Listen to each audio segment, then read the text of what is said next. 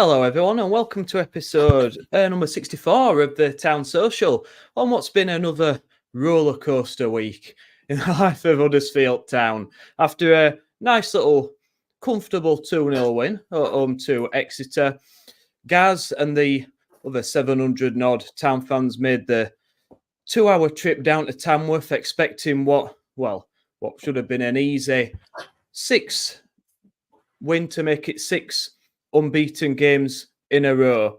What followed was, some would say, utter shambles. Some would say, at best, tepid performance. The performance had all the style and pizzazz as a new Walt Collective grey T-shirt on sale at the Town shop for £55.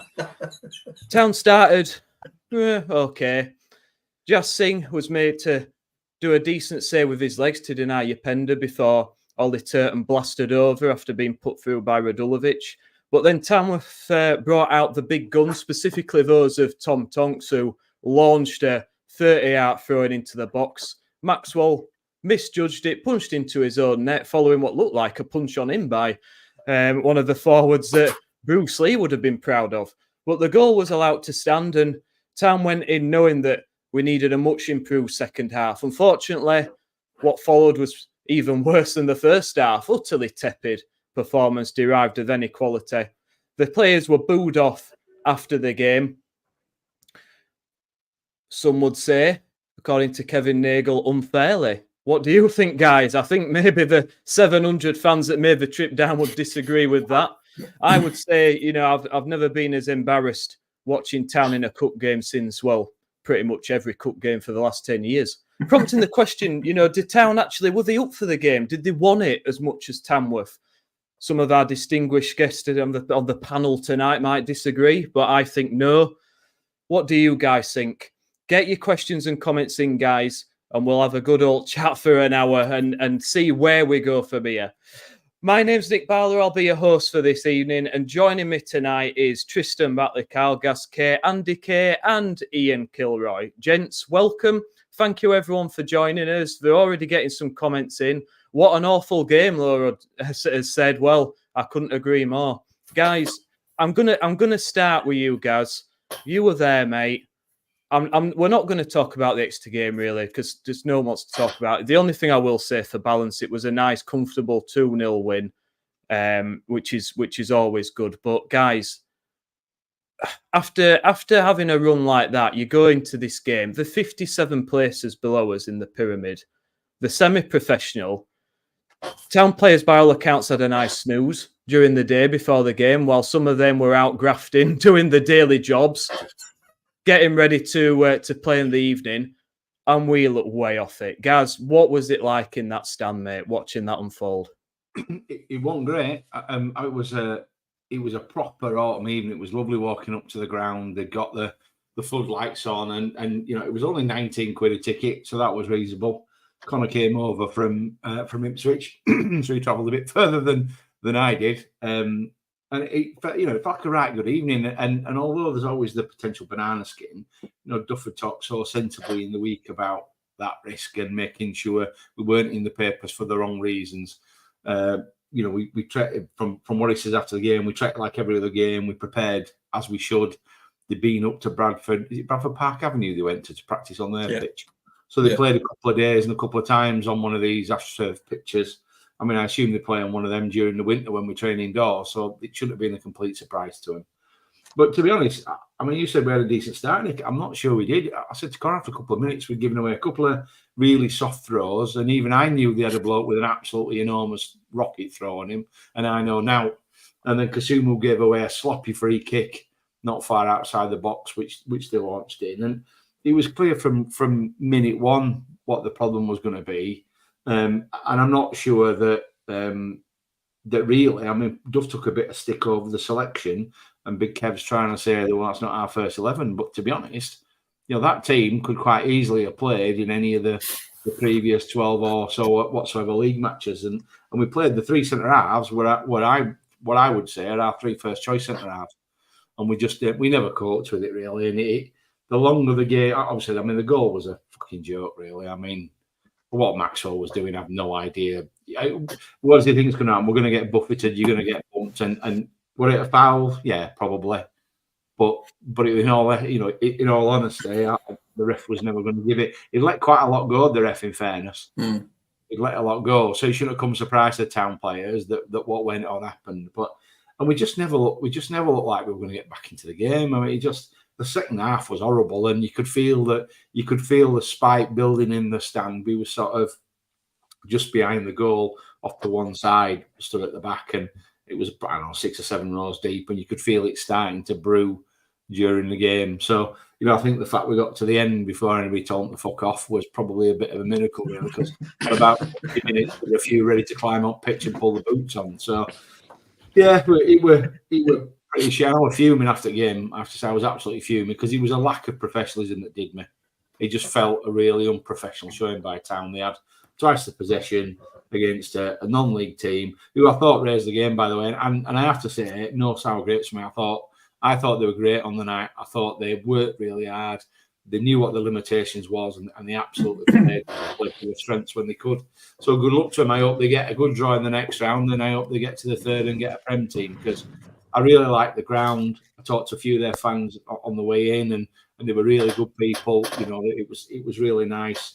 It was, and the ground was ace. It's proper throwback stuff. But other than that, it was an awful night, really. Andy, you went as well, mate, didn't you? And it's what I call proper football ground, proper staff there. Really, look after the supporters, and it's the sort of game that you love to go to, especially on an evening under the lights. But to me, the die was cast 2 minutes in when we put a simple pass straight out of play, and I thought, this don't look right to me. And some could say maybe the pitch was a factor, but to me, we just never seemed to get going. How did you feel, mate? Did you feel at any time, confident that we were going to turn that around and give it, or was it a case of a slow death? Yeah, it certainly felt like a bit of a slow expiration over 90 minutes. I'd got a different view of the atmosphere before the game. We walked up with a top bloke from Tamworth, so yeah, absolutely. The people around there were brilliant with us beforehand. But there's just a real weird atmosphere. There were a couple of Town fans falling out with each other as we got into the burger queue. And I said to George, I hope it's not going to be one of them nights.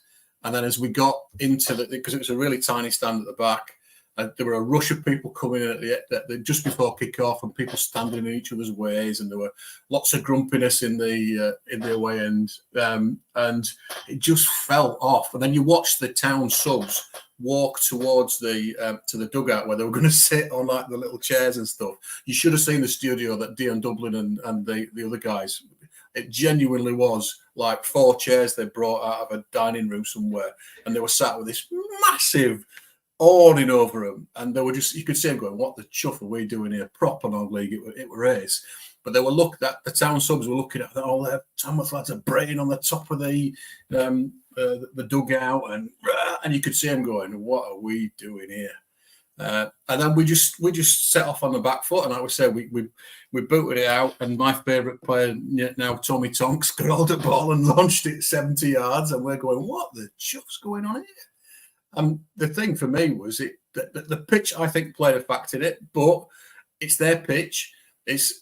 They're allowed to play on it the way they want to play on it, and no problem with me. We're using home advantage the way that they did, and they did what they needed to do. I thought they bullied us a little bit. There was plenty of chat off the ball, plenty of conversation. No problem at all with that. When you go to a place like that, you've got to expect it. They were proper up for it, and I didn't think we particularly were first half. Goal, I think it gets disallowed 70% of the time in other games, but not wrong with it. Maxwell made an absolute mess of it for me. He got challenged. Yeah, it looks like the number 9 summer punched him, but he hasn't. It's because Longwick's got hold of him and he's sort of turning round. Just one of them things. And then as it got progressively worse and worse, yeah, there was a fair bit of effing and jeffing from the away end, but it wasn't everybody in the way end. We just walked out at the end. So if people wanted to express their opinions, then they can. Whether they should do it in the vitriolic way they did, that's another moot point for me. But yeah, no qualms over it. Same as Gaz. Wish it well. It's a cup set. There's been quite a few of them. This happened before. It'll happen again. Does it define our season? Hopefully not. For me, it's not the worst result we've ever had. I remember walking away 4-0 down at Macclesfield 2003. That's the worst I've ever felt walking out of an away ground. I was there for that one. But we got promoted that season. So I'm taking that. As being something that will be of, maybe it's a marker for the rest of the season. I hope it, but we need to get a response when we go to Crawley. I'm going to Crawley this week with my lad as well. We need a response. But yeah, awful. But no qualms about Tamworth getting the win there. They did what they needed to do. Fair play to them. I was there for that Macclesfield game, Andy, and I'd erased it from memory. I think as you've brought back some horrific memories there. I'm triggered now. I'm triggered, mate. Sorry, mate. To be fair, though, Nick, they had Chris Greenacre rip us to shreds, I think, on that day. He always used to score against us, that bloke. Lower league striker. Dan Creaney, who did it to us on Friday night, isn't quite at that level Chris Greenacre ever was, and probably will never get there. So whilst I was also there, and that was a very, very bad day. I actually think the Macclesfield one, that 6-2, was worse, to be honest. But that said, those performances may have been the worst worrying, but I actually think, and I'll go back to it when I get to my turn on why I think this is the worst single result we've had since 1948. But let Tristan go first, Nick, and then I'll go from there. Yeah. Well, Tristan, I mean, you had maybe a slightly different take on it to some of us, mate. So the thing that concerned me about it was pretty much every time we've been successful in the league, we've come up against teams that set up a similar way to us, similar formation, and we've matched them. And because we've had sort of better players on paper, we've usually come through pretty strongly. But to me, every time a team sits deep, sits back, compact, in a low block, we really struggle to break them down. We struggled against Northampton. We struggled against Walsall, a league down, and now even National League opposition that have done the same. We've just not had the answers. And to me, that was one of the most frustrating things and concerning things, that I thought we'd turned a corner in some of these performances. But as soon as we've come up against another side that's done this again, we never really looked like scoring. So how did you see it, mate? Because I know you've got a different take on the performance. Yeah, I thought we did all right first half, if I'm honest with you. I didn't think we were as bad as kind of what the guys have said so far. I thought that, it wasn't fluid. It was never going to be fluid. It was okay. It was an artificial surface, but it wasn't the best surface. There's two teams on it, but they play on it probably week in, week out. So I thought initially, straight away, trying to play football on that wasn't going to happen. And I'll be honest with you, and I haven't done this so far this season. I think it was on Duff completely. I think he picked the wrong team. I think he picked a team of players, and then that he wanted to play football with, but it wasn't a team of players that could actually play football. And I, the craziest thing to me, and we had Colville the other season, who got on the ball and could play football. He went to Brighton, and if you watch Brighton play, they literally stand with the ball. Their centre halves stand with the ball. Our two centre halves ran towards them. They literally closed down. We had Tamworth basically, and probably this is where my difference is. I think people have said that Tamworth outplayed us, Tamworth bullied us, Tamworth, outplanned us. I don't think any of that, to be quite honest with you. I think we just got it wrong, and I think that Tamworth throughout the game started in a low block, really compact, and our two centre halves in Pearson and Lees just got on the ball, and it were almost like under sixes, wasn't it? They were moving forward towards the opposition team with the ball, and just kept moving forward and forward and forward, closing down that space even more.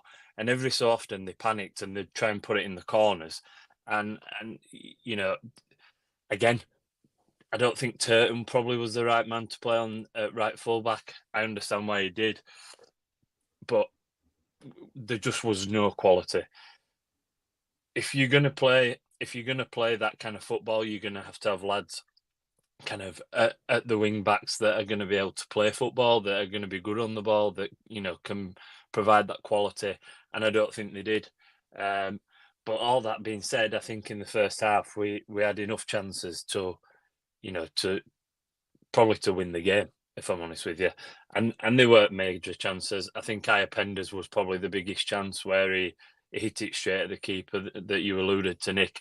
That was a really big chance.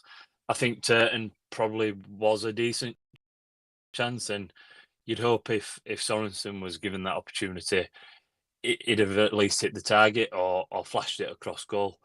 I think Wiles flashed one across front of goal, and Radulovic just didn't get on the end of it. And I appreciate what Gaz and Andy have said about their goal. 100 times out of 100, it's a foul. I do. Football's moved on to the point where that ain't acceptable. They just don't let it happen. Week in, week out, goalkeepers are protected for far less than that. And two strikers basically are ragging hold of him. And one of them does look like he punches him, whether he makes contact, I don't know. But then probably just to kind of add insult to injury a little bit further, I think the ball was probably in the back of the net when he touched it as well. So and again, I don't think we had goal line technology. So I think for me, it was more about how we played and the players on the pitch rather than the opposition. To be quite honest with you, and we should have. Yes, I agree. We should have been much better than. We should have had the quality on the pitch to be able to deal with them. Kasumu, another one. Ultimately, we had Kasumu on the pitch, and in the first half, Wiles dropped deep pretty much most of the half to come and get the ball. So why is Kasumu on the pitch? Do you know? So for me, it was entirely our own making, and I think Gaz said it. Once they scored, pretty much job's done because that soft underbelly came back out, and players just are so lacking in confidence when something goes against them that we were just shot. I saw something on Down at the Map, which is my go-to site for insightful information and statistics these days. That we've never equalised and we've never come back this season from going a goal down. And I had a look at the results as they're on the next tab to what we're on now, and that's right. So that says something about the mentality. And you're right, just when we got 1-0 down, I was thinking, how the hell are we going to get at least one goal here to even take it to extra time penalties? Just couldn't see it. Literally couldn't see it second half because the slope of the terrace was so poor you couldn't see anything. I don't know where you were stood, Gaz, but you couldn't see into the 18-yard area. So I took to having a look at the away support, the home supporters, to see what was going on because you couldn't actually see anything that was going on in that terrace. But that's part of the charm, I guess. But tough place to go. But I absolutely love Down at the Mac for respects to that. If you give every one of them a diamond that complain about the shape of it, won't they? Miserable. It's so negative and miserable. I love it. Ian, I get it, Tristan. That goal were a bit of a joke. And I don't know if it were over that line or not. But I've seen a couple of replays of it. It's a bit touch and go, but we still got second half. Mate. Like,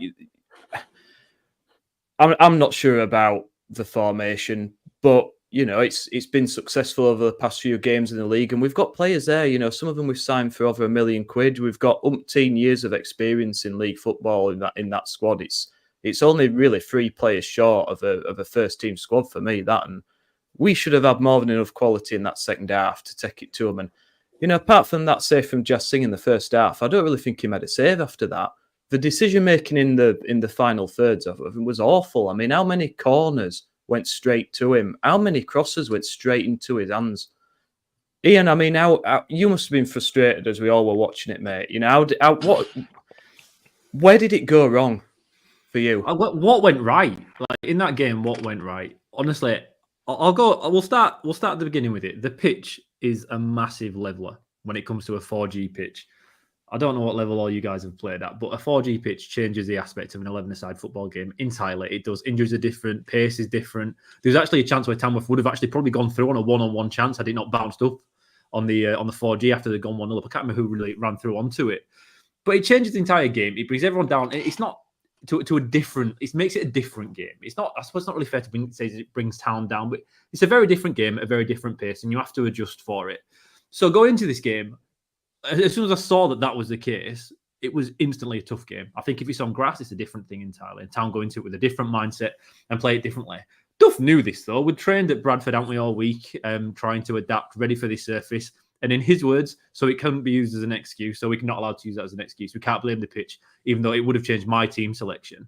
When you got into it, how Tamworth were going to play, before the game, all the talk was about Tonks' throw and it being a challenge in the box for Town to try and get it out. And I reckon that's why Duff's gone with the 3 starting centre-backs, right? What I can't understand is why he's chosen Maxwell in there over Chapman. Chapman's been great so far up until now. Because in my mindset, it comes down to, I think the FA Cup is important and we need to win more games and play more games. And the more we can have, the better we'll be. So to me, I want to win the game. I've seen people question whether Duff wanted to win that game. But seeing his antics on the sideline, he was fucking fuming. He was absolutely frothing every time Town tried to play out from the back and ended up passing it backwards to Maxwell. He wasn't happy with it. There was no way he did not want to win that game. But the centre-backs shows, but then Maxwell's in goal and he's shorter than Chapman. You know a guy's going to lob the ball in long. Maxwell's looked awful pre-season. Didn't look great in any time we've seen him this year. And he's made that change. I know he's the older keeper. Personally, I wanted either. That's something I think he got wrong. And then you're looking at the wing-back selection. Mikel Miller has been... I think every game he's played, we've either won or drawn. I don't think there's many games that he started and we haven't actually got a positive out of it. And if you look at the 6 games he's not started in or hasn't played in, I think we've only got like drawn once. It's something ridiculous like that. I haven't got the stats written down to me, but he's so important with the way we attack. Our wing-backs are crucial to the way we play football. And now you're going up against a team that even at 0-0 will sit back, they'll get everybody behind the ball, and you've got to work out how to break them down. And now we've changed our wing-backs to Turton, who isn't great going forward. Headley, who's had spells where he's been good, but not great. And we've changed the most influential part, in my opinion, of how Town play football in the wing-backs. And he didn't change. He changed it. I don't know why he did it. I thought Kasuma was absolutely awful the entire game in midfield, which I wouldn't have picked before the game because I kind of thought he'd be right for that surface. He just didn't do much, did it? Wiles tried. I think in the second half of the game, he came alive a little bit. And if we were going to get anything, it was through him. Bojan Radulovic was an absolute joke. And I don't understand how Ward got took off at halftime and not Bojan. That's something that I didn't understand. There were so many aspects of the game I didn't get. But the most important thing I really, really struggle to understand is why we didn't seem prepared for it. If you look at the aerial duels, right, it was always going to be that kind of a game. Every time Town broke forward, Tamworth straight away got back into shape and left Creaney, I think it's Creaney, Dan Creaney up top, right? So you're playing a back 4, a midfield 4, and then an attacking midfield that kept dropping in, sometimes into a 6, that adjust a little bit. So you had 9 men, 9 outfielders you had to break past. And it's like we weren't prepared for that. It's like we had no idea how to play through it. And at any point where we turned the ball over, it were obvious Tamworth were going to smash it long. They smashed it long. Creaney either won it. I think he won 65% of his aerial battles.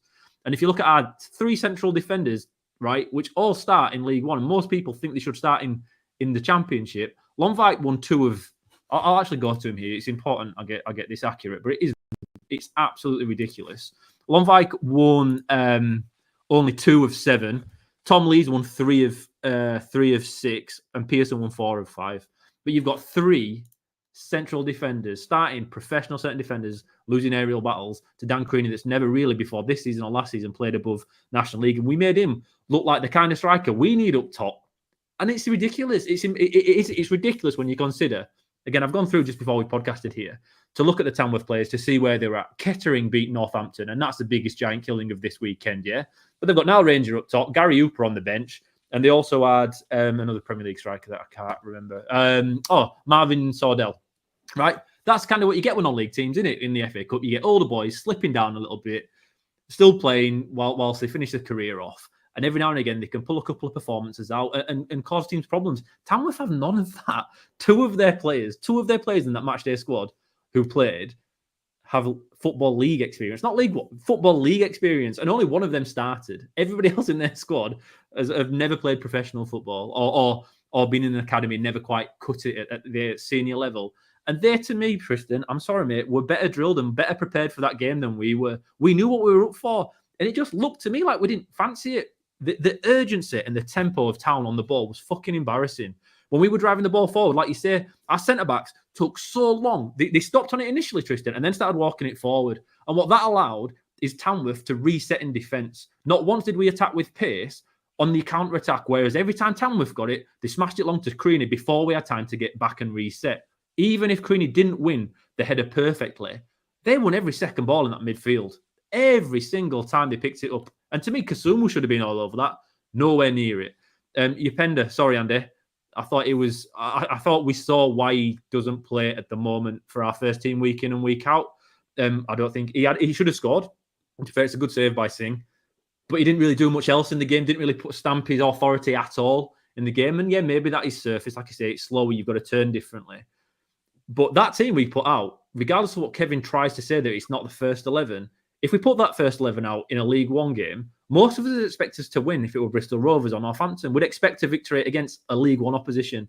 There was no weaknesses in that team, bar Maxwell, based on the form we've seen of him, but historically he's played at this level, so you can't use that as an excuse.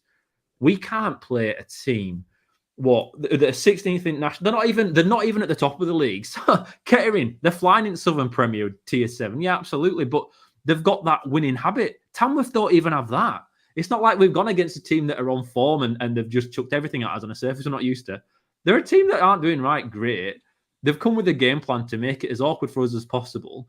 And then we've turned up and we're passing it around at about 82 minutes in. Maxwell throws out to Lonvik that goes back into Kasumu, back to Lonvik, back to Maxwell. We're 1-0 down in the FA Cup on national television, and we're fucking around with it, passing it backwards. And Duff were going mental. He couldn't understand it either. But it's this. These are the issues that I've always thought of there, and why I've never been sold on as being a top team in this division this year. These mental aspects of the players, not necessarily Duff, although I have questioned his team selection. There's so many issues when it comes to players not wanting it, and that's what it looked like to me. It looked like they didn't want it. We did create a few chances, Tristan, but I think you can just sometimes statistics and chance. You can sit there, you can watch the game, and you know if you're going to be in it or not. And maybe that's what makes a good manager or a bad manager. I don't know. Maybe that's what makes a big difference. But you can just perceive what's happening and whether they are on top or not. And for me, Tristan, it didn't feel at any point like we were in control of that game. Everything felt like we were chasing. And as we all know, as Andy's pointed out, this team cannot chase anything. It cannot for whatever reason. And Dust pointed out it. Everyone knows this is the case. I don't know what the answer is. I'm going around in circles.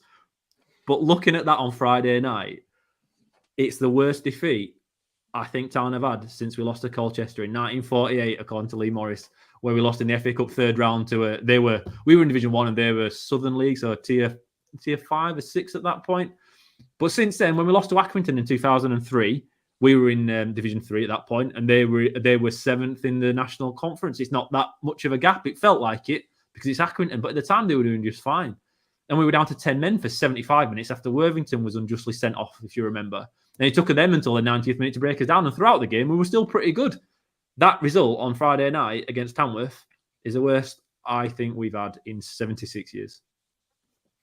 I think the thing with the time killing thing, by the way, I think if we'd peppered Tamworth's goal and Singh had played out of his skin and they scraped a few and we missed a few and then it was end to end or whatever, and it felt like it. But honestly, they looked and felt comfortable. When you talk about the formation, and he didn't play Miller because he's got knees made out of biscuits. So playing Miller on that set, I completely understand why he didn't pick Miller. I would have gone with Spencer, not Turn anyway. But the formation worked for 15, 20 minutes. They were both getting forward, the wing backs. They were both getting the ball and putting crosses in. But you have to give them the credit. They just dropped their wide men another 5 yard back when we had the ball. And suddenly we didn't know what to do. I thought their midfield worked really hard. They closed out every time Wiles got the ball. There was a man through the back of him.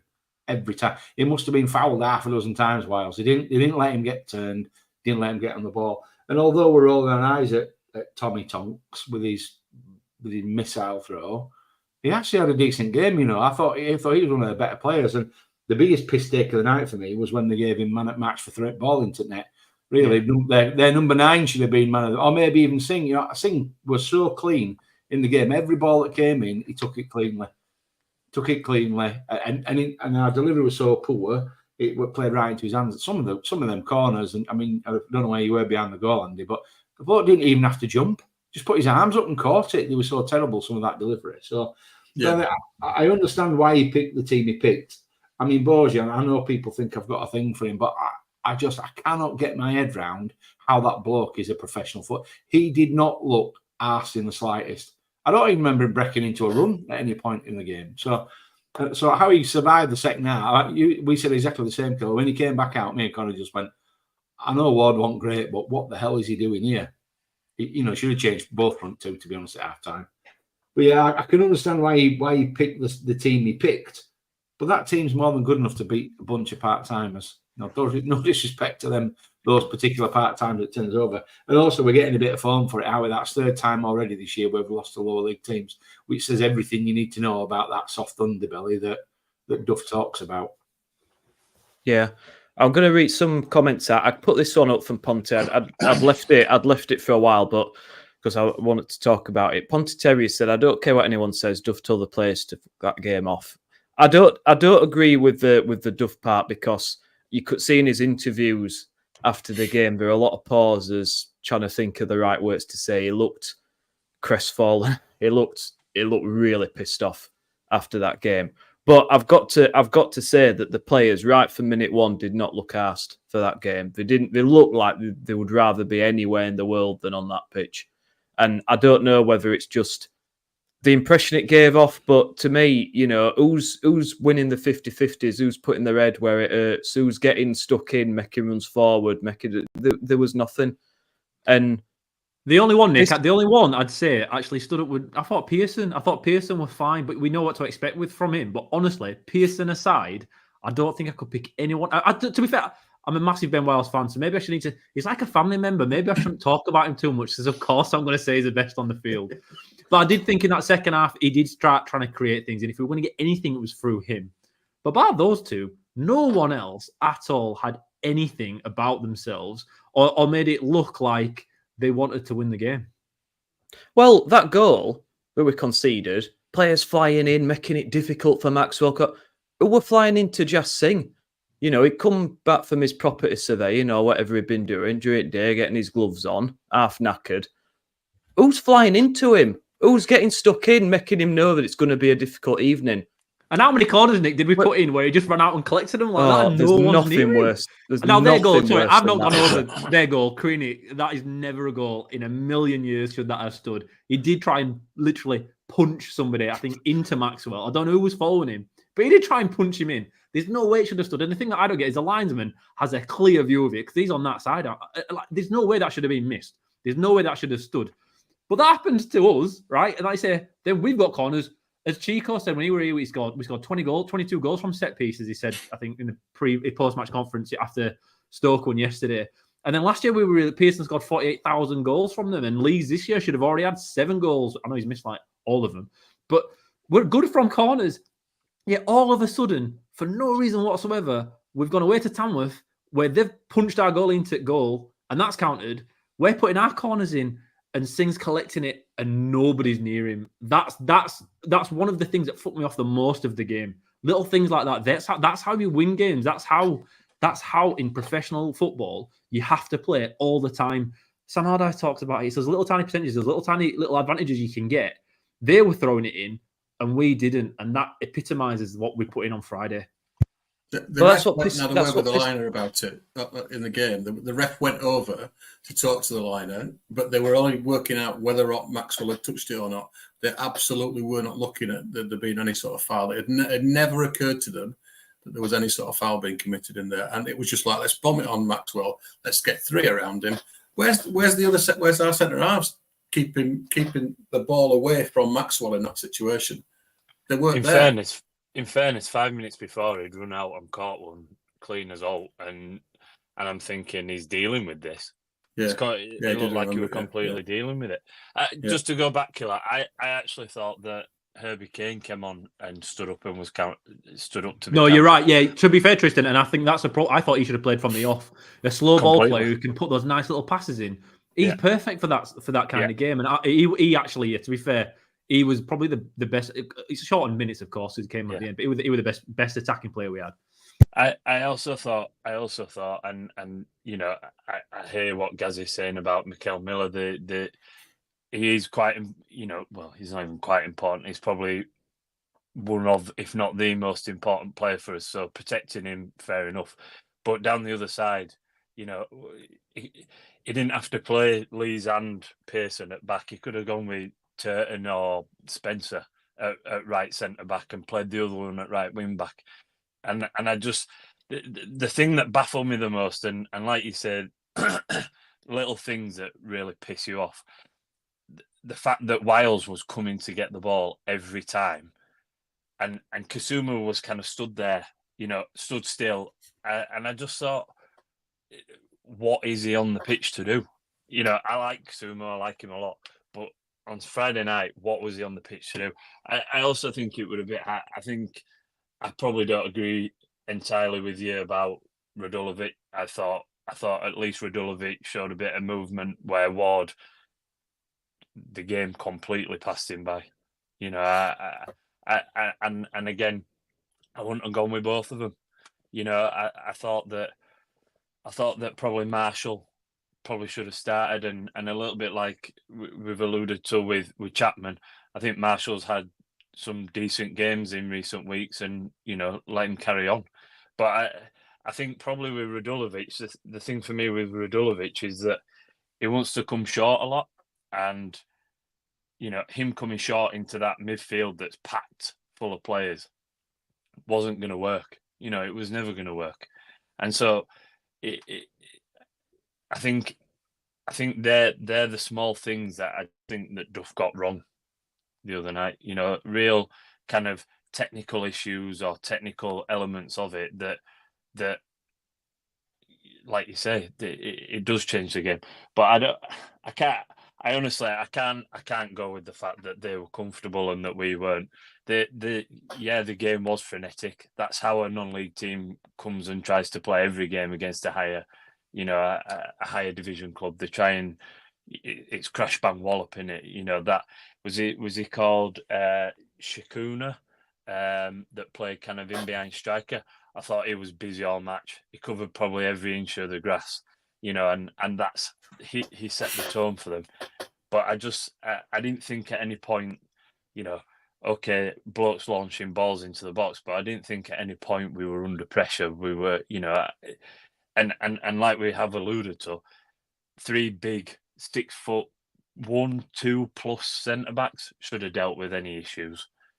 So for me, that's why I don't think we were out bullied, we were outplanned, we were outplayed. I just thought that they got the goal and we played pretty shit, to be quite honest with you. What really pissed me off is it's just going back to the corners and the set pieces and everything pretty much going straight into the keeper's hands. If this is a league game, that doesn't happen. It's not happened all season in the league. So why is it happening? Why is it happening in that cup game? And to me, that's a concentration issue. That's players just not asked. And we've seen this in cup competitions this season before, where there doesn't seem to be that level of concentration, that same level of commitment. And to me, as a fan, when you've travelled all that way and paid your money and you see balls just getting, half-assed lobbed into the box that keeper just to claim, it's one of the most frustrating things in the world.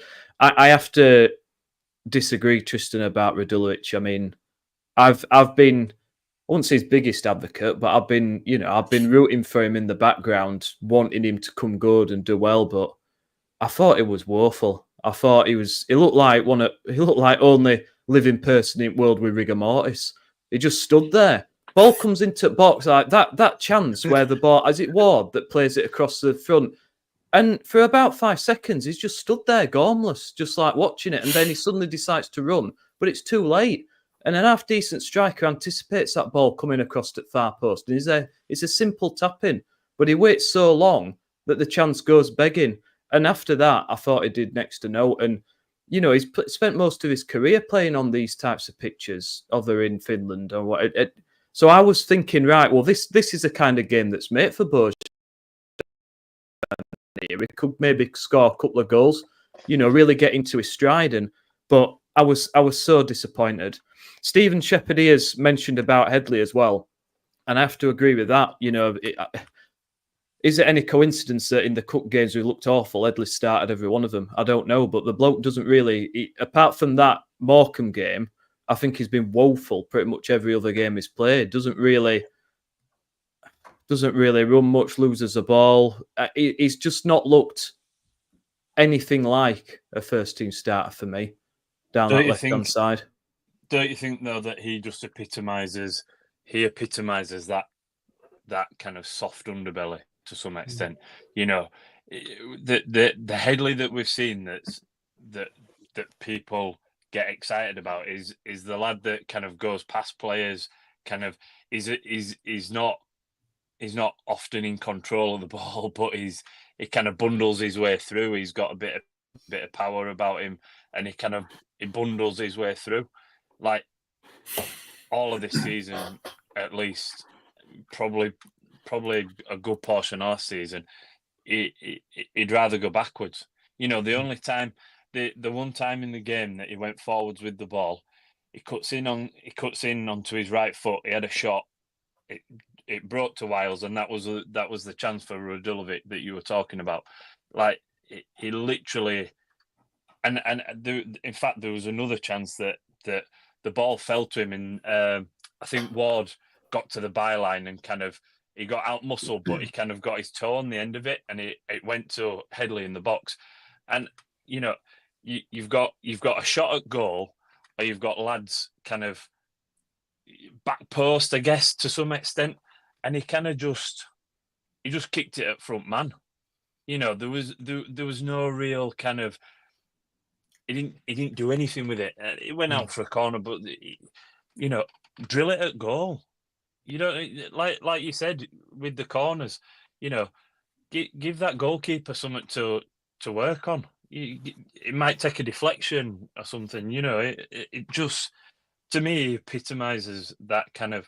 I think with the kind of lower league teams, or you know, that kind of fear comes out in a lot of them, and rather than you know, some of them like Iapenda, that you want to go out there and really stand up and be countered, they're quite fearful. Although to some extent Iapenda seemed to he did try and get on the ball. I just don't think he's quite got the quality at this minute in time. But Tristan, I think hang on, Tristan, I think you're onto a good point there, right? In that, I think the frustration from Town fans, which there's gone Kevin versus Town fans again, which I'm sure we're going to get onto shortly. The real frustration here with me is my belief going into before the last few games were Town are fine against good teams that let us play football on good surfaces. If we go to Bolton on a nice Premier League quality pitch, and they let us play, or they try and play out from the back, and we can press them. We can capitalise on their mistakes, and we're fine. We feel like we belong. We feel comfortable there, and we can perform. Then you got Northampton at home. We play it a bit long, a little bit. Oh shit, we can't handle this. We're in trouble now. Lost that. Blackpool, similar thing. Bruce picked it, knows exactly how to prepare a team, and then Rotherham again, same shit. Two right? Big lads up front. Yeah. And then we've played Bristol Rovers at home and Exeter at home, and we've had two comfortable victories, right? Where I've actually convinced myself then. And I think other fans as well, that right, we've passed that now. We're all right, you know. We've worked out how to play football. Seeing that on Friday is giving me a bit more of a self-awakening again, thinking, we're fucked when we have a tough game away from home. When we have some of these games in December, January, on heavy pitches down at Stevenage or whatever, we're going to struggle again. That's what this team are going to face this entire season. And I think that realisation hit me again on Friday. Honestly, I am bipolar this year when it comes to where I think Town are going to finish in the league. A couple of wins, I'm up again, and then I'm down again. And to be fair, when we've had only one draw, maybe that leads onto it as well. But we just thought, if anything's hard and not perfect and not clean, we just collapse, or we just look distant. Whatever it is, whatever the mental issues are, I think a lot of us thought they'd gone when we beat Rovers and when we'd beaten Exeter in very comfortable, pedestrian, boring, expectation met kind of wins. And then first questions are asked again by Tamworth, and we just same old, isn't it? It's just worse when it's a team two tiers below us. But I think that's right, Tristan. I think these get a bit awkward, a bit, and then it just goes to shit like it did on Friday. The club have to do something about this wing back situation, though. We all know we binned all the wingers off because that's not our duff players. So we left ourselves with 2 first-choice wing-backs. And then you're looking at Headley. All right, maybe if you'd not seen Headley play before, you consider him a reasonable backup to Miller. But then who's behind Sorensen, Turton, Spencer? You know, I think the club have to address this lack of depth at wing back. Because he's absolutely committed to it, we can see that. He ain't changing it, we can see that. So if we're going to be able to play that way on a regular basis, and we know Michael Miller's injury prone, what's Sorensen out for 6 or 8 weeks? You know, we need to try and get some depth. Either one lad who can play either side as wing back, or we're going to need a couple in, because if we continue with that formation, relying on Miller and Sorensen for an entire season is a bit of a worry. I'm with you, Colour. I think I became convinced after sleeping on it. I think it's just how the season's going to be. I think we're going to win 3 or 4, and I think we're going to lose 2 or 3, and then I think we'll win 3 or 4, and we won't draw so many, because I just don't think we've got that in us. We're either winners or losers, it seems, at the minute. It's going to be an up and down season. I think Headley's a shadow of the kid that scored that belting goal against Birmingham in the Warnock season. But I'm going to ride into battle on behalf of my fella here. The kid looked the one until he got taken off second half.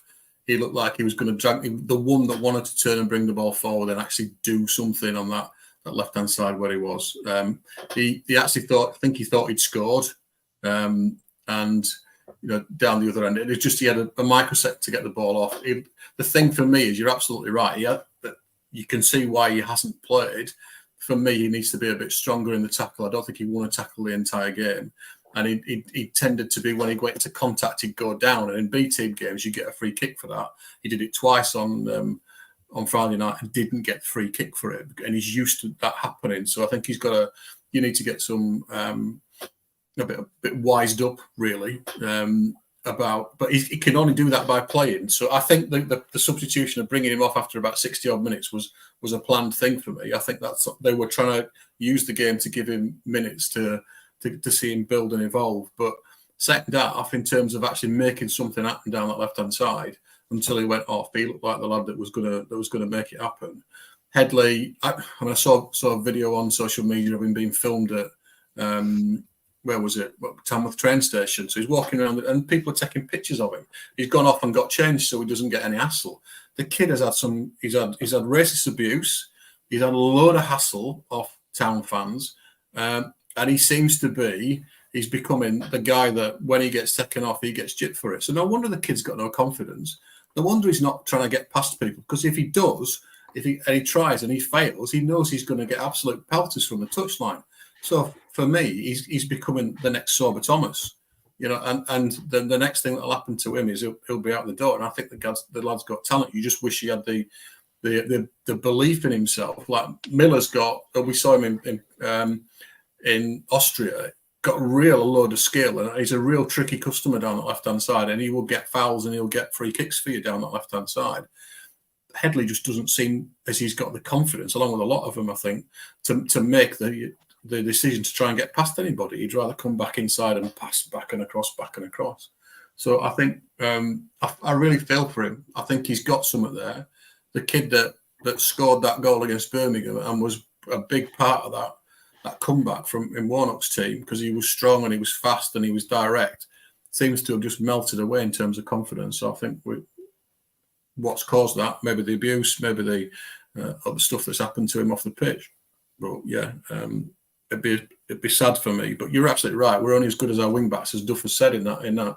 And Turton's not a wing back. But the number of times we've tried to slowly get the ball to Turton in the second half, and it's never got there. And then when he did get it, he's never going to go past people and get a cross in. So he was probably the wrong person to pick to play that role. He's not a wing back for me. So we'd have been better off trying a younger player, Brodie Spencer, out there just to see what happens. But yeah, tough times. He doesn't have the pace to, does he? But I mean, what I will say is he puts a decent ball in. Like some of the crosses I've seen him put in have been pretty good, but he just doesn't really have the sort of pace to get past people. And Stephen's backing you up, and is saying, you know, don't throw Tom under the bus. And one sort of memory that sticks out to me in the game was where he made that little barreling run forward, and then Radulovic laid it off, and that was a Turton chance where he blazed over. Whereas really all he had to do is keep it down, and then we go up, don't we? Yeah. And that came from Upenda's sort of bursting run through, not past a couple of players and created the chance. I don't like to see a kid struggle. And Headley, I think that's partly where the frustration comes from, because he's got it in him to really he's got the pace, he's got a trick in him. Like I say, against Morecambe, he absolutely destroyed him the time he was on. He was direct, he had the skill, he got past the players, got into the box, and he was great, but we're just not seeing it enough. And I don't, like you say, I don't know where that's come from. Is it lack of confidence and the stuff that's happened to him? I hope it works out for him, but I can't help but think that's probably his last season at Town, this one. But yeah, I don't know. Guys, have we got anything more to say on the game before we move on to the tweets, to the X's? Well, I guess it's tied to it. We'll just say that I didn't hear much booing at the end. There was plenty of gesticulation towards Duff and the players. But I didn't hear much. By the way, I didn't hear much booing. But there was a bit of anger and a bit of vitriol. And actually, credit where credit's due, Duff came right to the edge of the penalty area to clap, which, there's plenty of managers would have just taken the opportunity to slope off down the tunnel as quickly as possible, wouldn't they? So credit where credit's due, the bloke fronted up, the players sort of stood on the halfway line, clapping a bit and then sloped off. But credit to Duffy, he did front up the fans and came and applauded. So I think Gaz, that's why you can't say that he would have said to throw up game. No, and if you'd have seen him on the touchline, I echo what Killer says. He was absolutely fucking raging. He kept turning around, talking to Brooke, going, "Oh, what the fuck are you doing?" You could lip read. He was so angry, and it was, again, like you said, Tristan, the centre backs taking so long and then compacting the field, walking it up. He were absolutely fuming, and that's why, I agree. There's no way through it away. But I want to put to you boys: is that the worst result we've had since when? What was the last result as bad as that? Because for me, again, 1948. But I don't know if that's just me on my own. I don't know if that's just me. I didn't see it game in 1948, Killer. Yeah, I was probably there. Well, they didn't go at the end, so Kevin would have been fine. Right. I can remember worse performances, that's for sure. In terms of a Man cold City stone result, probably not. I think fair countries. Yeah, there's a stone cold result. Probably that was 87, wasn't it? So it was before I was born anyway, so it doesn't count, Tristan. In my life, this has to be the worst result we've had. I think in terms of the opposition, it is. Yeah, possibly. I completely agree with you, though. The call earlier on, that Mansfield game. That Mansfield game was about 12 or 13, and it was absolutely heart-wrenching. Do you know what I mean? But other games, when we got spanked last year or the year before against Norwich, 7-0 or something. 7-0, I think that was far worse than the other night. Well, in fact, do you know what? The most embarrassed I've been being a Town fan when it comes to just the result, right? And I guess a bit of the performance, is when we actually beat Plymouth 3-2, but they had 9 men, I think they finished with. And they had 10 men. Do you remember that? Yeah, FA Cup game, wasn't it? Remember that at home? No, wasn't it a league? I think it was a league game. No, it might have been another game, yeah. In fact, I'll tell you, Port Vale away, when we got relegated to Division 3, 5-1. Yeah, you see, that made us feel worse. But again, as a result, they're in your division. We were shocked. There were no money. We understand what's happened there. Come on, getting relegated from the Championship for the first from Division 1 when now it's a Championship, when about 38 results had to go against us to get relegated, and lo and behold, that's exactly what happened, and that were bad. But we've just lost to Tamworth, and everyone says Town are shit in the cup, and we always throw them away whenever we don't. But we rarely lose to teams this far below us, as in we've never done it since 1948, and that's what we're facing. So before we go on to how Kevin's responded and how everyone else has responded to that, it's just important to realise this is not normal. This isn't just another defeat against Doncaster in an EFL trophy. It's an FA Cup game, and we've lost to a team of part-timers. Some of them worked until 4 o'clock before we had to play them, and they did a job on it. Did they though? Do we know that? Come on. They got out of the workers' uniform and put the footy boots straight on there. I'm not having that. I'm not having that. He's clocked up on his shift out bit, pulled his boots on and gone up front. I'm not having that. I'm not having that. They are semi. You should have seen some of the bloody cars in that car park when we were queuing to get in.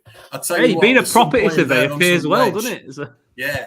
So having a part-time job and a part-time professional football career, there's some wedge in that car park. So they might have been sold by Gaz. There weren't many vans knocking about, to be fair, but there were. That'll have been Gaz's car, Andy. Oh, sorry. Yeah. Well, they all had non-league sleeve tattoos, most of them, didn't they? Yeah, fair dues. Well, like sharp haircuts and sleeve tattoos. So does Danny Ward. It's because he's non-league. You open the door. I forgot Danny Ward were playing till he got subbed off. Did next turn out. I don't know. There's so many bad performances. It depends if you mean by team or performance, because we've had so much shite, haven't we? There's a sport for choice.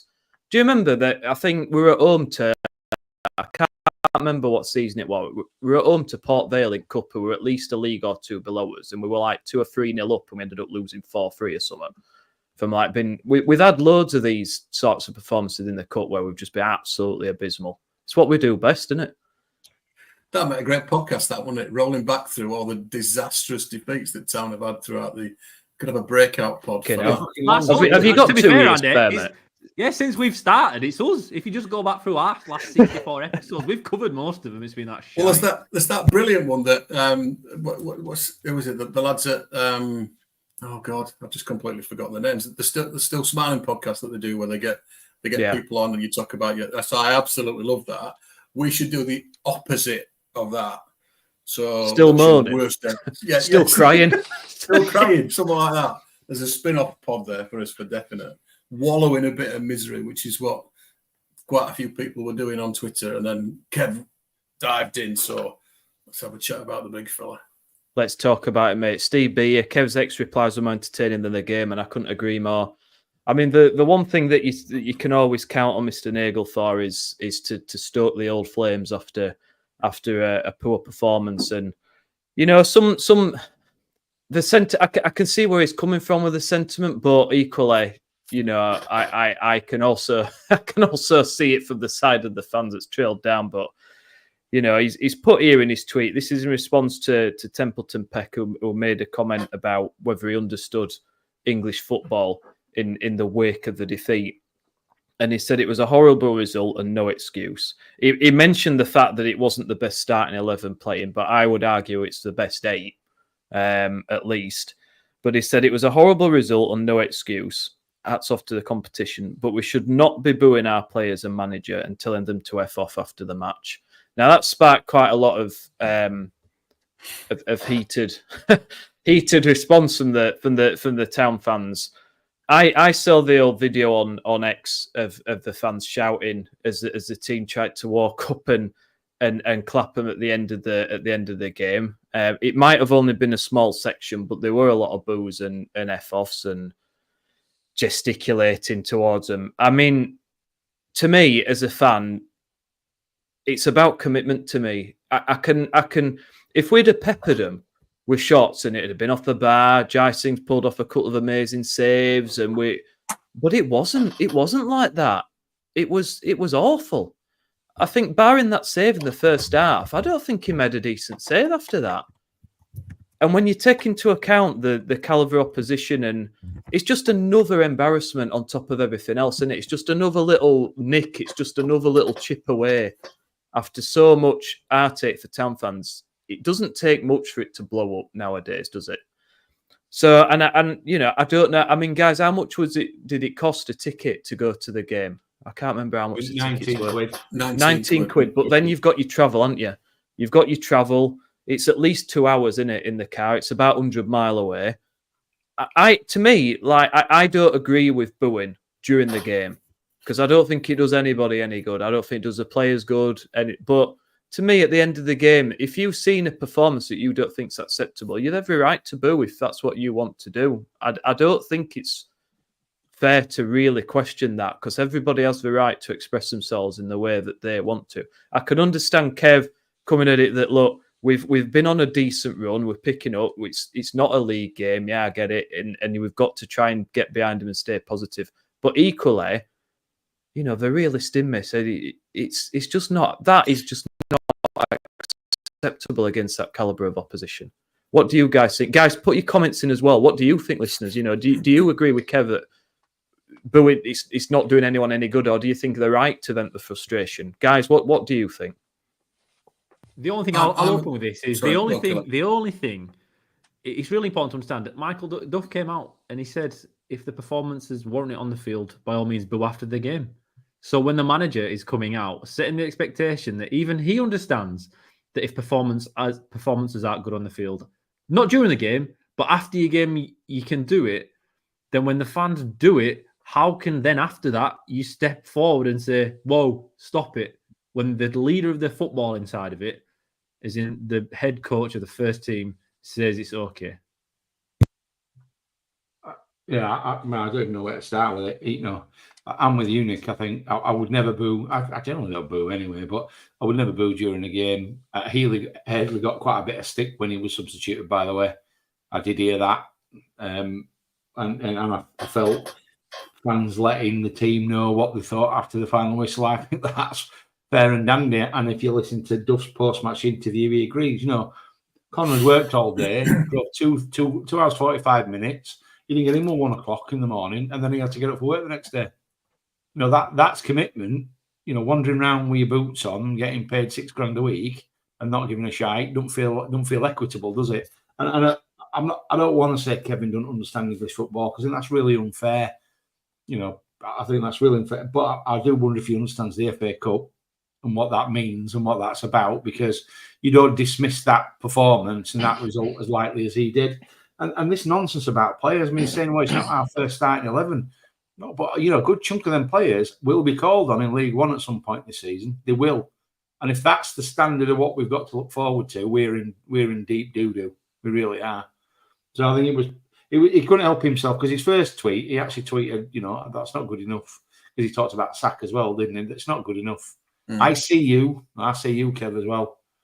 I see you, don't worry about it, sort of thing. But he couldn't help himself. Once somebody had a go, and then, of course, he chomps, doesn't he, and he's away. And he can't. I do love it, I have to say. I fucking love it. I do love it.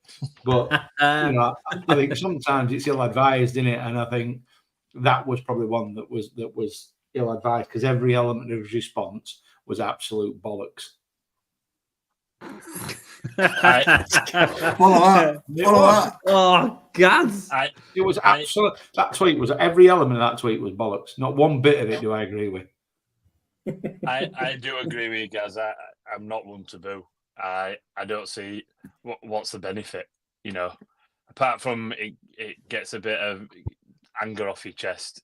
It ain't going to make them play any better, is it? It's probably going to just turn them the other way, particularly with lads with egos and attitudes, like footballers have these days.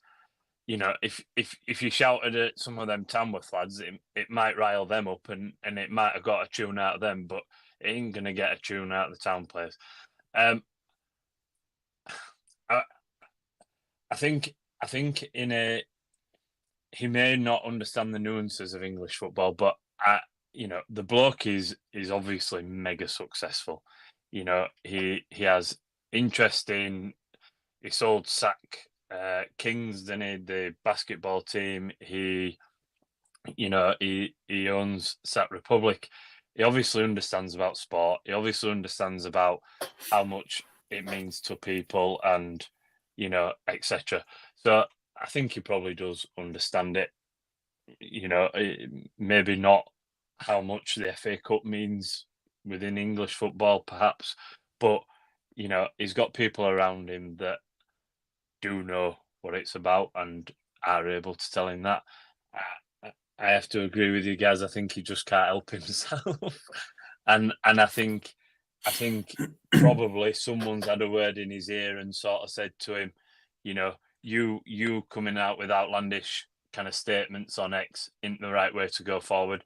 So he's gone completely 180 and he's just trying to defend them, to the hilt, to be quite honest with you. So it's storm in a teacup. I couldn't really give a shit.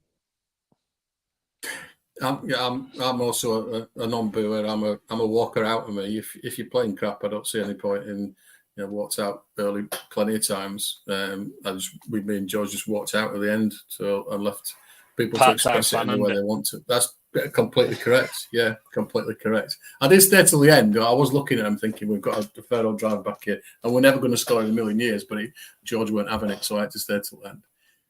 I think some of the personal stuff, I didn't hear any of it. There was a fella in front of me that was going absolutely mental about us just spraying the ball up in the air and effing and jeffing and what have you. I think the thing about the players lacking commitment, that's the bit that I don't buy. I'll be honest. They can be crap and fully committed. Gaz has played football with me. He knows that I'm crap, but I was fully committed. So I could try hard, but be not very good. I genuinely, I don't believe at that level of sport they lack commitment. They have a fragile mentality. They might be frightened about what to do, but there was nobody that I see that I believe is just going, I can't be asked here. I genuinely don't believe that. Oh no, but on that, I'm going to jump in here though. But I don't think that's what people are saying. It's not that they're not trying at all. The difference between a professional club and a team that's probably the best semi-professional club in England, Tamworth, they're one of the only part-time clubs I think in the conference. It's not that nobody's saying they're not fucking trying. No, but it's if you turn it down just a touch because your head's not at it, if you're not fully committed in the challenge, if you're just thinking, well, it don't really matter, it's cup. That's the difference. That little tiny adjustment levels everything. It's that commitment. It's not that they're not trying entirely. I don't think anyone's suggesting that. But the effort, the intensity is there, not there. The tempo's not there, and the players are doing that themselves. That's not from Duff because he's screaming his head off. Fans are trying to get him there. It just takes off an edge, Andy. And I think when that happens, that's what you get. What we saw on Friday, because again, there's 70 million people in this country, and half of them are blokes, and of them maybe half of them want to play football professionally at some point in their career. We're football man as a nation. Everyone plays all the way through. The difference from the top 20 teams to the top 50 it's very, very small, and you have to be at it all the time to win. And there's just too many times where this set of footballers at Town aren't at it. Talent-wise, are there, and they'll go look at Ben Jackson. He's doing really well in League Two, really, really well. And these players that'll go well. Sauber Thomas is doing okay in France, and you can look around. There's so many players that have left as a group for some reason. These players in certain situations don't fancy it. And I don't think it's just they doubt themselves. I just think that intensity from desire to win for Town turns down a little bit. And I think that's the bit that I'm on about. That's the mindset bit then. Yeah. That's the bit that when I asked Duff that question on the Austria pre-season tour. Right. What have you done to tackle this poor mentality that we got at this club? And he gave me a glib response about there being something that we need to be looking into, and that's something that we're working towards. And I haven't seen that. As you know, Stephen Chicken, big fan of his work. He does a lot of great stuff. And you use the word bipolar about this team, and you're right about the mentality side of it, in that it's not there all the time. And when we're on top, bloody hell, we're brilliant. And when we're not, when we've got some level of adversity, that's the bit that we don't seem to have a plan for. We don't seem to have a method of being able to cope with adversity. And for me, if you can't change the players, change the players. So that's the bit that I think they're going to have to come to a realization that this particular group of players that have the name of Huddersfield Town over top of them at the minute, with the collective mindset they appear to have got, and what this bloody leadership group is that they've pulled together, I've no idea who are they, what are they doing? Because they ain't sure as shit ain't leading on the pitch. Who was leading on the pitch on Friday night? I was there and I didn't see it. So whether we're missing Oggy from that type of situation, but again, he's biscuit knees, so he couldn't have played on that surface. That's the bit that really needs some work for me. Technically, tactically, we're fine. We're as good as any other team. It's the mental side of it. And I take your point about that edge. Maybe that's a better way of putting it. But yeah, that's the bit that frustrates me. Either at Town in League One. At Town in League One, isn't it? You know, that is. To me, it's rather than a commitment or anything like that. It's an ego, isn't it? You know, it's I can rock up at this game. You know, all joking aside, he's just come from doing his building surveying. You know, I do this day in, day out. I can rock up and I'll win this game. It's that mentality, and that's that to me is, you know, Andy's right. you know, I'm no great shakes as a footballer, but I go out and I, you know, play five-a-side on a Wednesday. I'd still, you know, give everything. And that's the thing that seems to be missing from them. They think they can rock up and just win it. If it's an ego thing, they can shove their ego up their arse, mate, as far as I'm concerned. We've been fucking dog shit since Premier League, losing week in, week out. We've dropped down the divisions, we're in League One. And even then we managed to go on a 5-game losing run. So what the fuck have they got to have an ego about? You know, I'm sorry, but you've got to earn respect to the supporters. You know, Duff were talking about it in his interview. They've got to earn respect. I don't understand why it's so quiet at home games and what. This on Friday was a perfect example of why the atmosphere isn't right. Because you know that at some point, even after a run, they'll fuck it up. Yeah, and Nick, just to jump in, right? Kevin's complaining about Town fans booing, talking about bipolar performances on the field.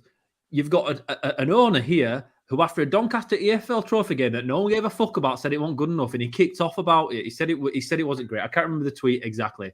I should, before I absolutely go into one, I should probably get the wordage correct. But we all know he did, and it kicked off a firestorm there, if you remember, and no one really cared about it. Kevin was quite upset about it, and we were all like, oh, hang on, okay. But now he's telling us to calm down. If you're expecting the club to perform at a standard kind of level on the field, but the ownership don't seem to behave in that way, and that is honestly what I feel like we're seeing at times from the Dean Hoyle, best chairman we've ever had. You can question certain aspects of repaying loans and stadiums and going to a trust and all that kind of stuff. That's a different discussion entirely we've been through many times, and I'm sure we'll go through many times again. When it comes to leading the club and being the leader, and then Wagner coming under him, following him in the same way, and then the players playing Wagner's way, and then the fans becoming like disciples of the way Town were playing football, and everybody was one, and we got to the Premier League because of it. What we have now is the antithesis of that. It's as opposite as it's possible to be, because it's mixed messaging coming week to week from the top, in my opinion, and then we're getting the same thing on the field. It's still a mess. It's not being rebuilt, the club. There's issues all over the place, but at the moment it just seems a little bit off still. And it's successful clubs are successful from the top down, and we're still not there just yet for me. And not only the playing side have to get it right, it has to be right behind the scenes. And for me, it's just not quite there yet. Just to add to that, Killer, as well, though, and I'll say in our lifetimes, because I think we're probably a similar age. If you look at those teams, shut up, guys. If you look at those teams that have gone up, you know, and the Wagner one's really easy. Look at the individuals in it. You know, they were individuals, but they were a team. You can't say right now that they sort of look like a team. You know, they're a set of individuals at this minute in time. Even if you go back as far as kind of 2003 and that Division 3 team, you know, there were individuals within that were going to stand up and be counted right across the team. You know, and people that, you know, that weren't the greatest players in the world. F.A. Sodji, you know, Rob Edwards, Fowler, Cars, you know, all these people, they weren't the best footballers in the world, but they had a desire about them, and they went about football the right way. I'm not sure some of these lads always go and do that week in, week out. And I think probably that in itself also pisses Town fans off. But that team had a leader as the manager. You know, Peter Jackson was the epitome of a player who probably played at a much higher level than his ability ever probably should have let him. But he did. You know, he did because he wanted to, and he did because he made it happen. And I think, you know, I still think we've enough quality in this team to still get into the playoffs this year. You know, I think the team's not fundamentally broken, is it? Like I said earlier, we're going to go on runs where we're going to lose 2 or 3, and we're going to go on runs where we win 3 and 4. Then I think there's enough in this team, and also I think there's enough dross in this league to mean that that's what's going to happen.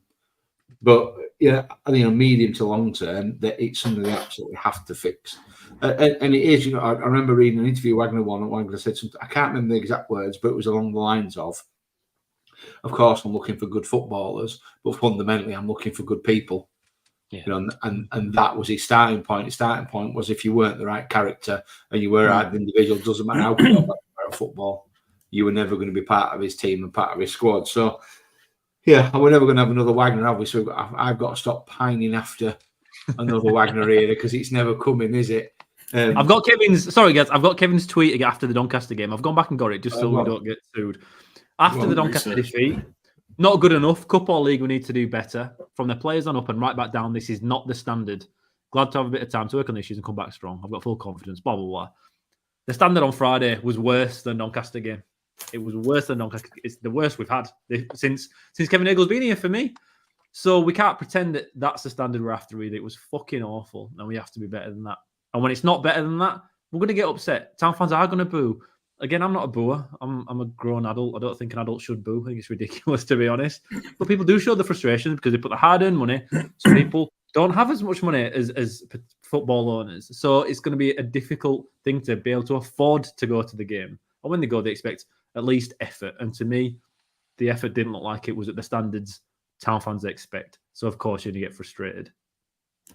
Just on that comment about Wagner bringing in leaders, I don't even think it were. Yeah, I don't think it were even about people like Heffley and Schindler. Look at Wells, Izzy Brown, Casey Palmer, Kachunga, Moy. They all were very decent players. Real quality players. Even bless him, Van La Parra. They were all decent players, but. And I've probably just thrown myself under the bus using Van La Parra, but they all seem to have decent attitudes, and it wasn't just about those leaders. Yeah, there was a real call there, but actually, you can't say that Matty Pearson and Tom Lees and Hoggy aren't decent individuals, but I think right across the team we had real decent individuals in there. Even Jack Payne. Jack Payne looked like, he was happy to dip in and out of the team. And, the games when he wanted, he'd come back in and he'd pop up and he'd win a game for us, or he'd put a good contribution in here and there. And that's, for me, that's the core of a good team. So you just made me feel really sad there, Tris. Just like recalling all those, like even Jack Payne, the mention of Jack Payne, maybe having my heart go, oh, if only we were back there then. I just don't know what it is about the mindset. He's a belter, by the way. Don't question that kid's attitude. Don't question that kid's mindset. He is an absolute diamond, that kid. And his name's pronounced Openda because his mum and dad were at the game on Friday night. They were stood near us, and I confirmed how to pronounce that. So it's not Iopenda, it's Yorpenda, and he's a diamond. We need more like him and less like, well, I don't know, but sorry. You made me sad then, Tris, sorry. We've not enough people on that pitch that's willing to stand up and be countered and tell the other players what needs to happen, and there's not enough players that's willing to listen to them. That's the problem. Under Wagner, we had all that. We had leaders, we had communicators. Who's communicating now? It's like a group of mimes. Nobody's saying anything. They just stood around. Nobody's communicating. Nobody's stepping up and taking responsibility on the pitch. It's embarrassing. Like the results like that are embarrassing. I don't care what anybody says. It's not good enough. And the players have got to step up. They've got to take responsibility for that. And my concern now, guys, looking towards Crawley, are we going to see now? Oh, the players are a bit upset, and now are we going to lose another 4 in a row, another 5 until they get the red sort? I mean, what's going to happen? Are we going to see a response, or is that it now? Are we going to write the season off? What's going to happen? Because I'm sorry, but people say it don't matter. I mean, you guys listening, put your comments in. Does it matter to you? Do you care? I mean, we're never going to win the FA Cup. So to me, the novelty of drawing a Premier League team's worn off. So I don't mind that we're out the FA Cup, although I still respect it as a competition. But it's the nature of the performance for me that really upset me on national television. Absolutely. I mean, I've got mates who are Leeds fans giving a stick all day, just ripping the shit out of us because it's just embarrassing, isn't it? Yeah. Is that the psychological impact of that? Are we going to see a knock-on from that now? over the next, because these were games before in the last pod we were saying, right, these are games now that we have to start, getting a decent number of points. This is a real chance to climb up to that maybe second spot that Kev says that's the sort of minimum requirement, top 2. I mean, if we play like that on Friday, for me, we're going to be nowhere near, are we? It's the section for me that I've looked at November and gone, if we're going to have any sort of threat, we need to be at least unbeaten.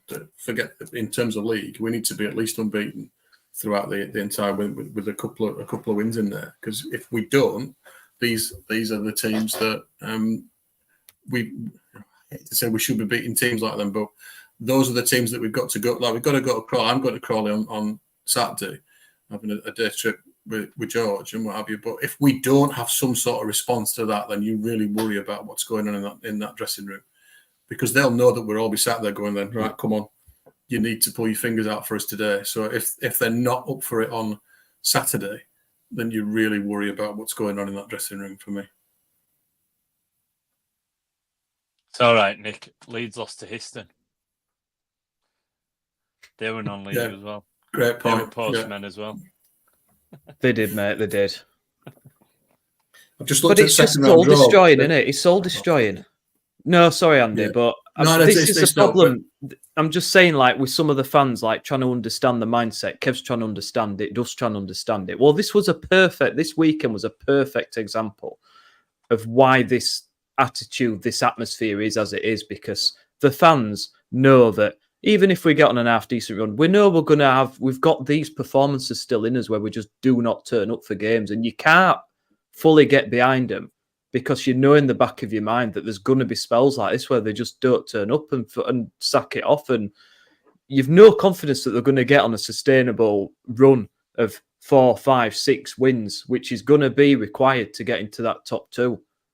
And I know, Gaz, you said, we're going to be a team that maybe wins 3 or 4, loses 3 or 4, but that's not good enough. According to Kev, he wants top 2. So what, if we go on another run, is Duff's job in danger then? Because I don't think that's not going to be seen as acceptable, is it, this season? Well, it clearly isn't acceptable, is it, from what he said? So, but then we've got such a track record of sacking managers we've got nowhere with what we've done before. So if you do what you've always done, you get what you've always got. So for me, I think he'll stick with him. The January transfer window, as ever, a difficult time to do business.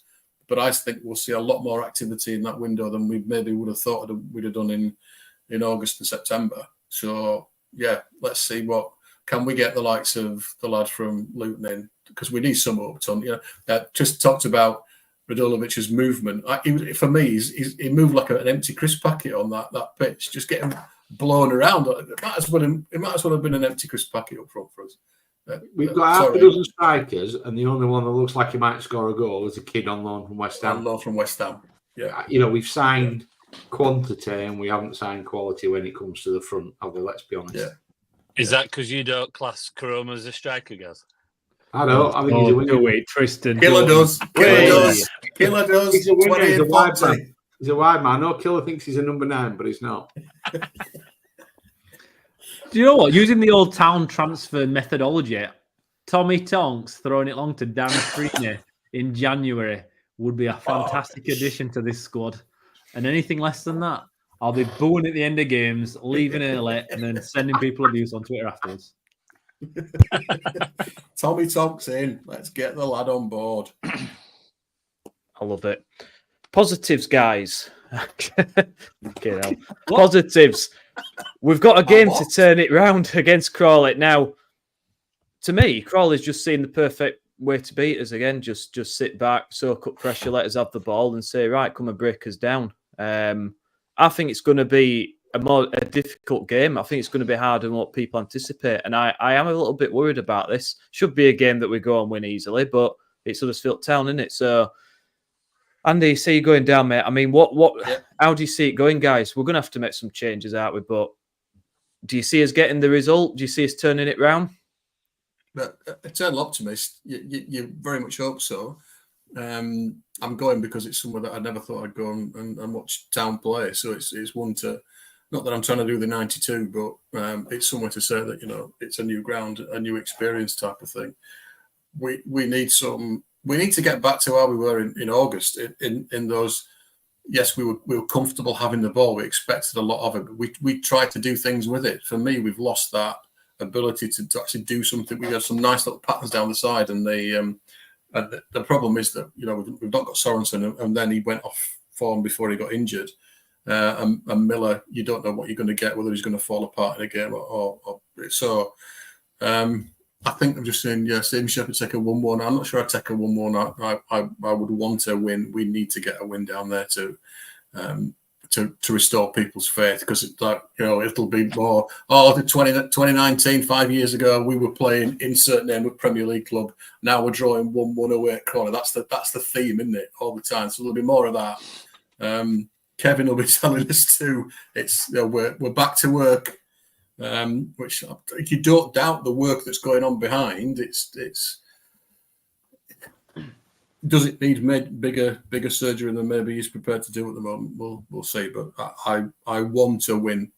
I don't want anything else. Crawley are a basket case club, so their road is a bit. I say dodge. That's unfair. There is a little bit controversial. Let's go with that, right? They got promoted this season, and I think 8. I've done a bit of research pre-season looking into how League One would kind of go, and if I remember correctly, 8 of the starters from last year were sold or released in the summer. They're a basket case of a club. They started better than I think anyone expected. I think they were in playoffs after the first couple of games, but the recent form, I think they lost 4 in the last 5. They nearly lost to Maidenhead this weekend. They're shy. These we have to go. It's perfect for us. It'd be better if it were at home. Of course, it would be. But for us coming back after a huge downer at Tamworth, Crawley Town away from home, it don't get much better, I don't think, for us. I think we can go down there, pressure's off. They're not going to get booed at half-time if it's 0-0 either. There'll only be a few, maybe 1,000 Town fans at best. I don't know what they weigh. And those probably won't be up to that much. It'll be between 5 and 800 maybe, I reckon. Yeah. But it's pretty much perfect for us. It's perfect for us. Crawley, if they had any money, they'd be putting a 4G pitch in as quick as they could to ruin us again for another week. But Andy, can you imagine, right? We've lost to Tamworth. You were there for that. And then just 8 days later, we're down at Crawley Town. Huge game. And we lose again. We can't lose 2 games like that in a row. We just can't. Even we can't do that. Oh, man. We'll have too much for Crawley, because the one thing with this Town team, which is really fucking weird, is that from nowhere, they bring out good results. And that's happened over the last 2 and 3 seasons. Out of absolutely nowhere, where we think we're done and dusted. In the Championship, we thought we were relegated. And then all of a sudden, we'd pull out a stupid win somewhere where we should never have got one. Or go to Bolton and run them ragged after being iffy for a few games. It's just Town, and we've got a real bounce back ability, which I think is the wankiest term when it comes to football form and bounce back ability, but it is there. And I think we'll be fine. We don't really show hangovers when it comes to performances. We hit new lows and then we bounce back with a win. Crawley Town are awful, and we have to be better than they are. We were better than Tamworth. I don't know, that's against what everything I've said so far, but we're a better team. Of course, we're a better team. And it just the game went away from us because of the tactics they played, but they can't do it, Crawley, because it's going to be on grass and it will change it more than most people expect. We'll have a comfortable victory against them this weekend. Yeah, I think you're right. We've taken, since the Birmingham game, we've taken 9 out of 10 out of 12 we've taken out with points wise, conceded 1 goal. You just, all your common sense tells you can't see beyond anything other than a Town win. Crawley, we've got to start picking up some points. You're right, Kelly. They've lost 4 out of the last 5, so they've got to try and start picking up some points. So they're gonna at some point they're gonna have to have a go at us out there, and that's when it really suits us, generally speaking. So yeah, I'm at this moment in time, I'm not going to Crawley. Just waiting on my oppo telling me whether he's working Saturday morning or not before we make that call. But yeah, I can't say anything other than a fairly comfortable win. I think a 2-0 or maybe even a 3-0 win for Town. Brave, that Gaz. What are we doing here? Lads. I'm going to be really negative because I said that we'd absolutely smash Northampton and Blackpool. No, in all honesty, we should. I think Killer, the 1 in 13 in all competitions. Is that what they're at? And they started all right though, didn't they, Tristan? I think they won 2 or 3 the first game. They did really well. So I, everything points towards the direction that we should win. I looked earlier on. They've got Super Scotty Malone in the squad, and that's that's just the nagging thing in my mind that after his terrible time at Town, he pops up with a winner and runs in front of us with his shirt off. Nah, it should be. I think you're right, Killer. There don't ever seem to be any correlation with the last performance with Town at the minute, and I would hope that it's made them wake up a little bit. I would hope that they are as embarrassed as we are, because being quite honest with you, if we all went into our jobs and performed like that, and I'm sure for the next month we'd up our game, wouldn't we? So you would hope that they will go out and up the game, and also there looks like a handful of players possibly returning from injury. Karoma, we were on the bench, I think, the other night. He was, which is a positive thing. Heel is obviously around and about, and I would hope that we can go and do a job on them. Well, you're going to have Miller and Spencer back in, aren't you? Left and right wing backs. You're going to have Karoma up top with probably Marshall. I think he'll go back to that, to be fair. And then Wiles in front of Kasumu, and probably how far's Hodge away from? It would be Hogg or Hodge. No, he's not going to be Hodge is a couple of months, I think. It's not going to be your Pender, is it? I get Kane in there. Yeah, I would have thought it was good. I think that's what we'll go with. Crawley I think they beat Cambridge second game of the season. They beat Blackpool at the beginning, and that was an absolute clusterfuck at that point, wasn't it? They were an absolute mess. They've had one game where they've beat Lincoln 3-0 on a Tuesday night against any expectation. No one thought they'd do that. But apart from that, they've been beaten. They drew at Stockport, I think, as well. But they're awful. They're going to be relegated this year, and probably. We have to, if we want to have any desire to be top two as Kevin's after, we have to win next week, and I think we will. This is a good point from Chris Allen, actually, that Crawley's might only be the third that we've played that's in the bottom half of the table. I think, the vast majority of teams we've played have been in the top half, and I think that's worth pointing out. And I think it's going to be harder than it appears. I don't know. The damage of that result on Friday, I'm not so sure with this squad and the mental fragility. I think we'll win, but I think it'll be a 1-0 edgy affair. We don't score enough goals. We never are. I think the last time we had a decent scoring season was when Rhodes and Novak were up top. So I think we're somewhat like 7th or 8th in the goal scoring list this season, which is pretty poor, really, considering the amount of money we've spent. I just think I think we'll get the win. I'll be positive and say we're going to get a win, 1-0, and continue our assault towards the top two. And then we've got the Tin Pot Trophy, haven't we, on Tuesday against Man U under-9s or whatever fucking outfit they're putting out. I reckon that's wrong, Nick. Because we played Peterborough first game of the season, and alphabetically they were in bottom half at league. Look at him. That's amazing. That's last time Tristan's invited on. Yeah, we invited him on. Kick him out. What's that? Get him out.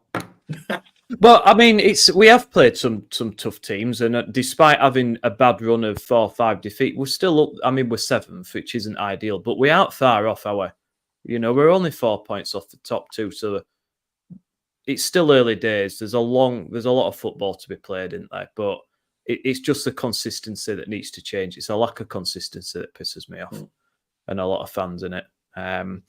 Right, guys, I think we've covered everything there. We've done an hour and a half. Let's hope to God that we can right some wrongs down at Crawley on Saturday.